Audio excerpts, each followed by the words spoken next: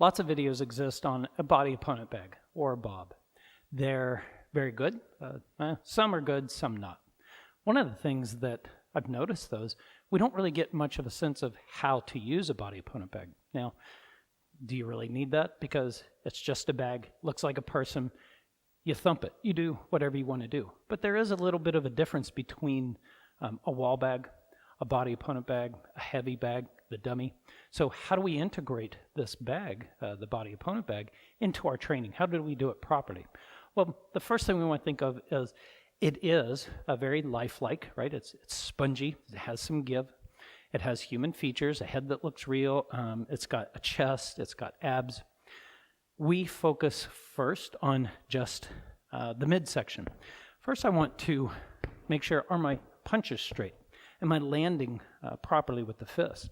Is it doing, some kind of freaky thing, or is it really going full into it? So your first action with a body opponent bag is, number one, to use it properly. So we start with just a regular straight line punches and get used to this feel and this give, right? Because people will just start wailing on it and you can hear it move.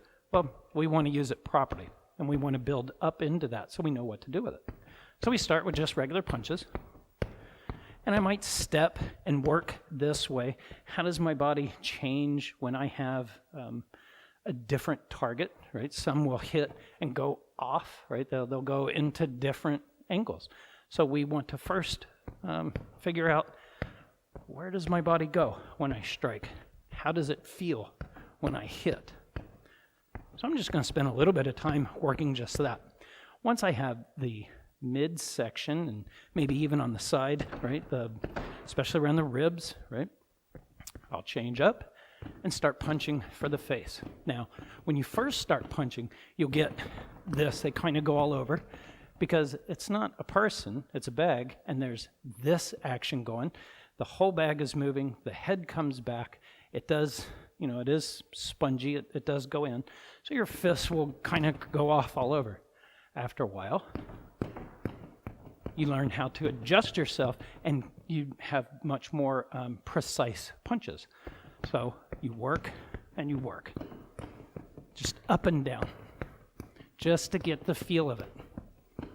And just like we did when we went to the side, now we work in this manner to the side of the face. So back and back. So you have to work your footwork to move from front to the side, right? 100 on your back leg, 0 on your front. I know some folks like the 60, 40, 70, 30, whatever it is you train, maintain that. We do 100 on the back leg, 0 on the front. So as I work here, I want to work hitting the jaw, hitting the ear. You don't want to go for the front because you could miss it.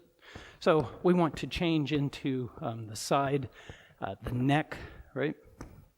And back. And time your punches. So as you get to the side and you torque your body, that's where your punch lands. So that's kind of how we use a body opponent bag at first, right? So when you get one, you want to start thumping the crap out of it. First, spend a little time and learn, how does it feel with the sponginess? How does it feel with the sponginess up top, the pressing in? How does it react and move? Because it will be different when you're whacking the wall bag. That power is different. The power release is different, and the rebound is different. Because you still get rebound here, right? And if you're just way up high, it can kind of move you back. But if you're where you belong, you move it.